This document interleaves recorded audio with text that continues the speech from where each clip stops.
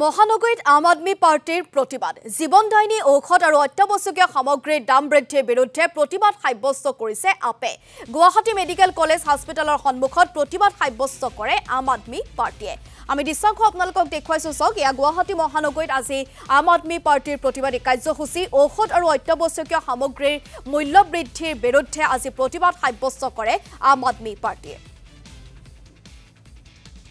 যি জীৱনদায়িনী ঔষধ এই ঔষধৰ যি হুৰাহুৰে মূল্য বৃদ্ধি পাইছে বিশেষত বিজেপি দলে যোৱা কেইটামান মাহৰ ভিতৰত আপোনাৰ মেডিচিন কোম্পানীবিলাকৰ পৰা কোটি কোটি টকা যি তেওঁলোকে ডোনেশ্যন লৈছিলে যি ইলেক্ট্ৰল বণ্ড বুলি সৰ্বত্ৰ পৃথিৱীতে চৰ্চিত হৈছিলে এক কেলেংকাৰী এই ইলেক্ট্ৰল বণ্ডৰ যোগেদি কোটি কোটি টকা বিজেপি দলটোৱে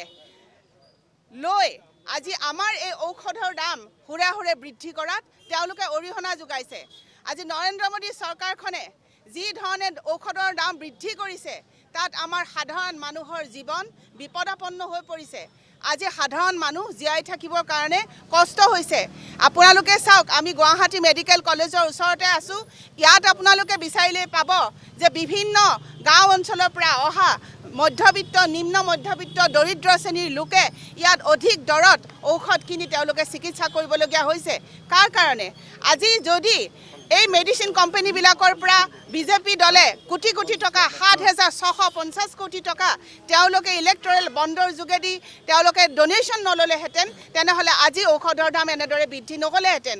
আপোনালোকে দেখিব যে আজিকালি এটা যদি আপুনি টেবলেট কিনিবলৈ যায় তেনেহ'লে সেই টেবলেটটোৰ দাম 10 টকা গতিকে সেই টেবলেটটো যদি আপোনাক ডক্টৰে এমাহৰ কাৰণে খাবলৈ প্ৰেছক্ৰাইব কৰে তেনেহ'লে কিমান টকা খৰচ হ'ব সেই কথাটো চিন্তা কৰক